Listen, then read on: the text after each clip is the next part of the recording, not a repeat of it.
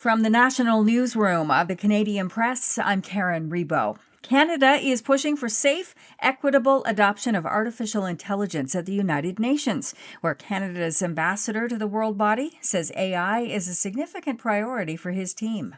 David Lametti says he spends 10 to 15% of his time working on AI governance. I think the UN has to play a role there. It's the only place in the world where 194 countries can speak with 5 or 6 massive companies that have a great deal of compute power and a great deal of resources to push AI development forward. Lametti says countries generally agree on the need for safety in AI, but he says emerging countries are particularly concerned they might be left behind if they're not part of crafting how AI is used. John Kennedy, The Canadian Press. Search and rescue crews are still looking for several people believed missing after a marine rescue in waters off Vancouver International Airport.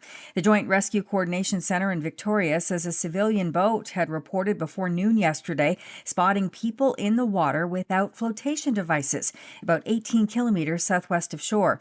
Aircraft and a lifeboat were sent to the scene, found 4 people and took them to a nearby Coast Guard station, but they were still looking for 6 others. Residents of a remote village in the Northwest Territories have been ordered out of their homes due to a nearby wildfire. The out-of-control Decho fire is 7 kilometers west of the Fort Simpson Airport and is about 4.2 square kilometers in size. The village of Fort Simpson says its 1,300 residents should flee to Yellowknife to the multiplex arena. A heat wave will blast the eastern United States this week, and parts of southern Ontario and Quebec will feel some of that heat too. The U.S. National Weather Service says temps rising ahead of the July 4th holiday will feel hotter because of the high humidity that's arriving with it. Several days of high temps will settle in today across the lower Great Lakes, the Mid-Atlantic, and the Mississippi and Ohio River valleys. Prime Minister Mark Carney and Toronto Mayor Olivia Chow attended Toronto's annual Pride Parade yesterday. The leaders were seen shaking hands with crowds of partygoers.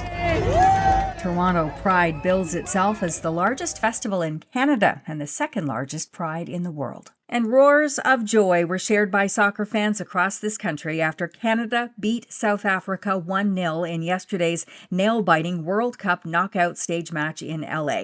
Canadians at FIFA fan festivals in Toronto and Vancouver jumped in the air and were dancing after Stefan Estacio scored in the second minute of second-half stoppage time. A few minutes later, Canada celebrated its men's team, winning its first ever ticket to the round of 16. Canada fan Darren Lee watched the game in Vancouver. Oh, it was amazing. I was ecstatic the entire time. The vibe was great, and I was especially happy when they scored. Everyone was yelling. It was just a great time overall. This is the Canadian Press. In sports, Team Canada will be watching tonight's round of 32 World Cup knockout match between Morocco and the Netherlands with special interest. Canada will play the winner Saturday in Houston in the round of 16. Stefan Estacio scored in the second minute of second-half stoppage time yesterday in Los Angeles as Canada got a historic win over South Africa 1-0 in the first knockout game of the World Cup. The Toronto Blue Jays hope to snap a 6-game losing streak tonight when they open a 3-game series against former Blue Jay Bo Bichette and his visiting New York Mets. Scotty Scheffler and Victor Hovland will return to TPC River Highlands in Connecticut today for a playoff to decide the winner of this year's Travelers Championship. Scheffler made an 8-foot par putt on the 18th hole last night to force a playoff, but the final round was stopped for 90 minutes because of storms. And the Wimbledon Tennis Championships get underway today in England. From the Canadian Press, I'm Karen Rebo.